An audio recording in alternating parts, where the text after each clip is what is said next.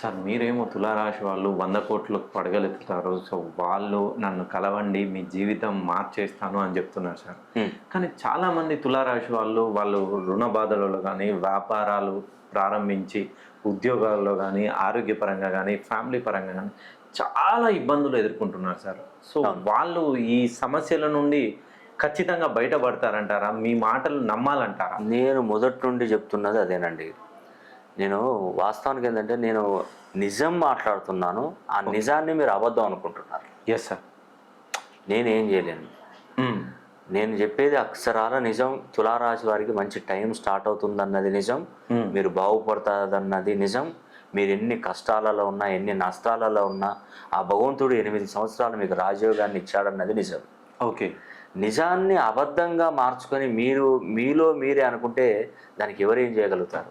హ్మ్. నేను హార్ట్ఫుల్గా చెప్తున్నాను. ఓకే. నేను ఏదో అబద్ధం చెప్పి మమ్మల్ని ఇబ్బంది పెట్టాలని కాదు. హ్మ్. ప్రతి దానికి ఒక పరిష్కారం ఉంటుంది. పరిష్కారం లేకుండా అసలు ప్రపంచమే ఉండదు. ఓకే.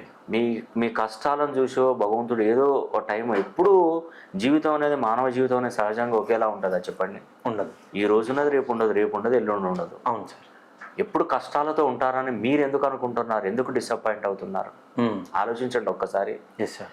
ఇప్పుడు మిమ్మల్ని నమ్ముకున్నటువంటి మీ తల్లిదండ్రులు, మీ పిల్లలు, మీ భార్య వాళ్ళు ఏమైపోవాలి? చెప్తున్నాను అంటే మీరు సమాజానికి ఏమి ఇస్తారో ఇవ్వరో నాకు తెలియదు, కానీ మీ కుటుంబానికి మాత్రం మీరు ఇవ్వగలుగుతారు. ఓకే. మిమ్మల్ని నమ్ముకొని మీ వెనుక ఉన్నటువంటి వారికి మీరు ఒక గుప్పెడు మెతుకులు పెట్టగలుగుతారు. ఓకే.